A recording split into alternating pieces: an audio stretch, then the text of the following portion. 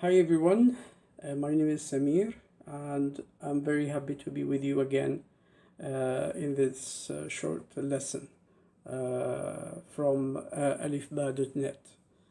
In this lesson we will continue to talk about the basics things for the beginners, and inshallah there is also lessons for advanced, and we will try in that time we will try to speak in Arabic as a practice also.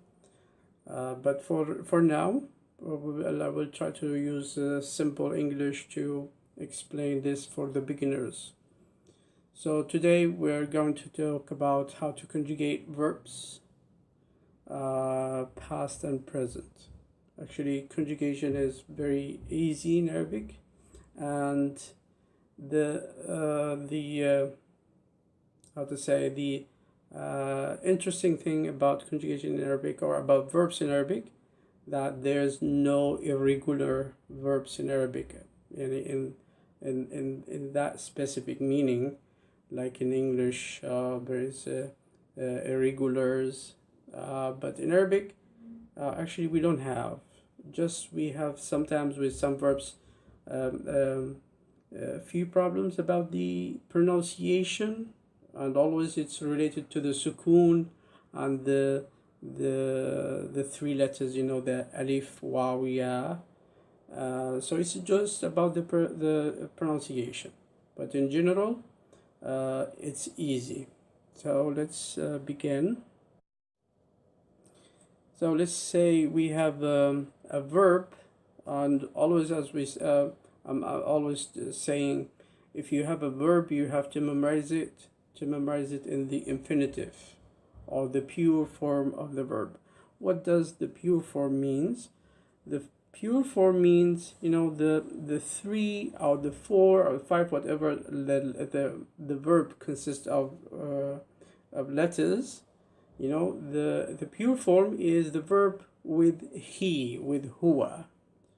Okay, with huwa, he. So the verb with huwa, it's not have any extra letters or extra vowels or so it's pure past and present. So for example, to go, to go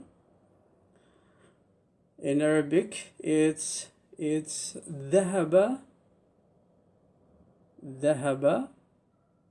يذهب. ذهب يذهب. So when you come to memorize a verb in Arabic, try to memorize it like this. Okay, the verb with conjugated with huwa, he. And why we said that? Because with huwa there's no extra vowels added, or extra letters, or extra affix or suffix. It's the verb purely. Okay, so you need to memorize it like that, and not the past only or the present only. You have to memorize it past and present. Okay, mostly because also there is if you have a verb, the vowel of the middle letter, okay, is changeable from past to present. So for example, here the ha has a fatha, and in the present has a fatha also, but some verbs, no, this vowel changeable. Okay, let's take an example.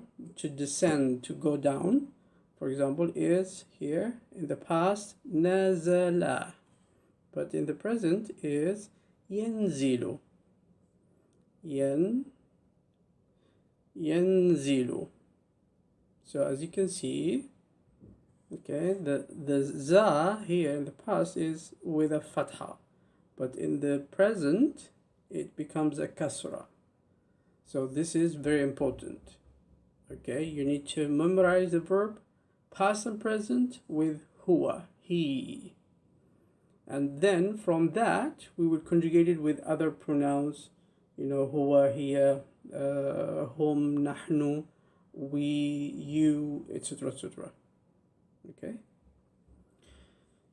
Now, the second point is about the verbs. The verb could be 3 letters, 4 letters, 5 letters, 6 letters.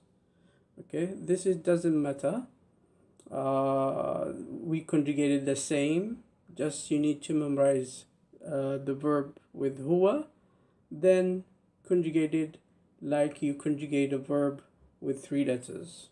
So we will conjugate here. We will take 3 letters as a example for others. Okay, whatever the verb is, 3, 4, 5, whatever, just conjugate it the same. Okay. So let's take dhahaba as example and let's conjugate it in the past. So to conjugate a verb in the past, as we said, you need to first of all to memorize it with the huwa, dhahaba. Okay, so to go in the past with huwa, it's dhahaba. Okay, dhahaba. Dhahaba. Okay, now what you will pay attention on, you will pay attention for this letter, for the final one, because this fatha, the vowel here, will be changeable. Depends what you add here after the ba. So for I, for example, ana, to say I went. So just you will add a ta with a dhamma in the end, and you will replace the fatha by a sukoon. And you will do this, the sukoon, we will replace the fatha by sukoon with ana, anta, anti, and nahnu, antum, antunna, and hunna. So almost with all of them except huwa and hiya,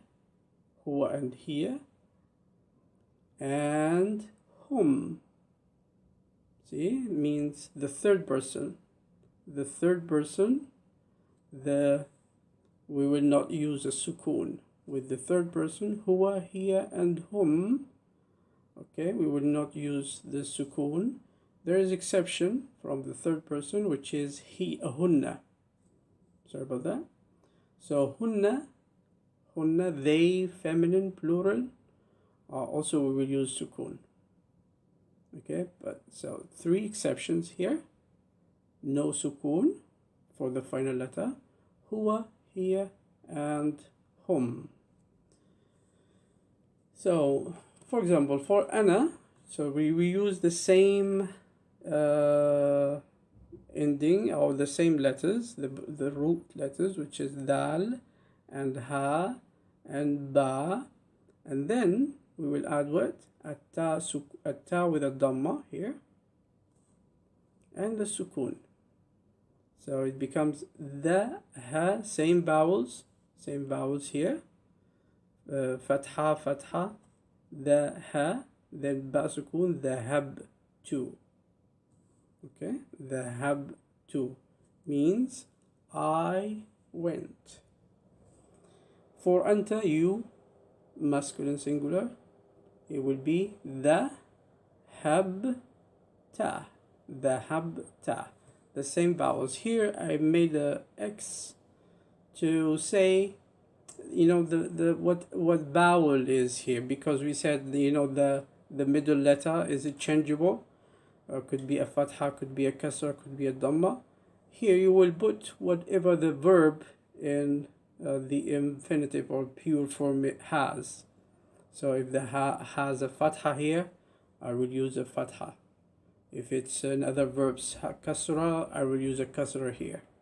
Usually here start with the alif. All verbs in Arabic in the beginning, 3 letters, start with a fatha. Usually 3 letters, fatha.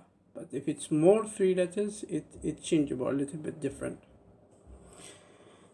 Okay, so So for anta, instead of a ta dhamma, we will use a ta fatha. A ta with a fatha with a sound.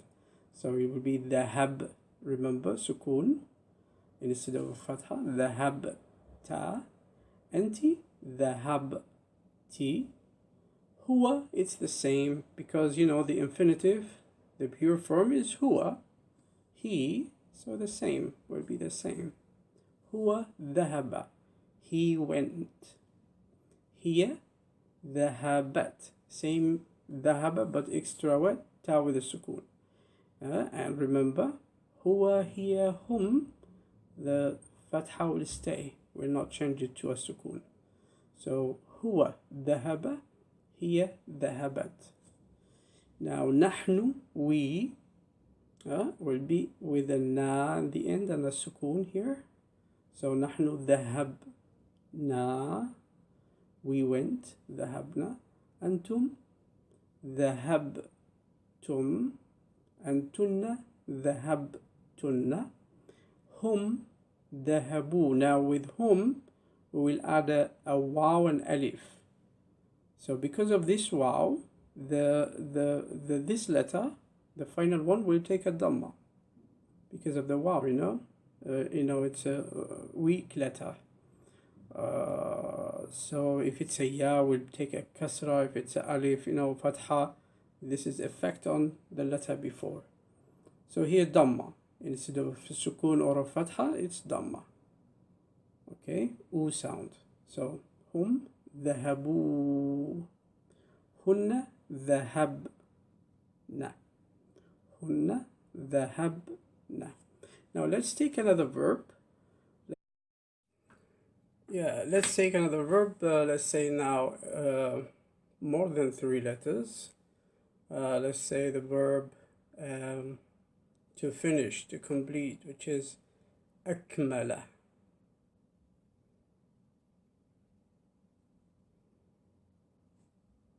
And the mudari is present, yukmilu. Akmala, yukmilu. Now akmala, as you can see here, it's more than 3 letters. It's 4 letters. 4 letters. Okay, and I will not care about how many letters. I will pay more attention for the final letter, which is here the lam. The lam. So when I come to conjugated, I will say I finished, I completed. I will say ana akmal. So the same letters, just the final one, instead of a fatha, I'll use a sukun, and then I will add the ta with dhamma. So ana akmaltu, anta, you, akmalta, feminine, akmalti, and he, huwa, the same, which is akmala, same letters, same vowels. For here also the same vowels, same letters, but with extra ta with a sukun. So here akmalat, she completed, she finished, she achieved something. Now nahnu, we, akmalna, antum akmaltum, antunna akmaltunna, hum akmalu. So with hum, the final letter will take a dhamma. Final letter, which is the lam here, will take a dhamma instead of a fatha. So hum akmalu, waw and alif. Remember, this alif is the decoration, not pronounced at all. Okay, and hunna akmalna, sukun also here for the lam. So hunna akmalna. Yeah? So this is the lesson for today, which is about how to conjugate verbs, past verbs. And next time, inshallah, we will talk about how to conjugate verbs in the present. Please subscribe and share, and we'll be happy to visit us on alifba.net. Also our pages on Facebook and Twitter. إلى اللقاء.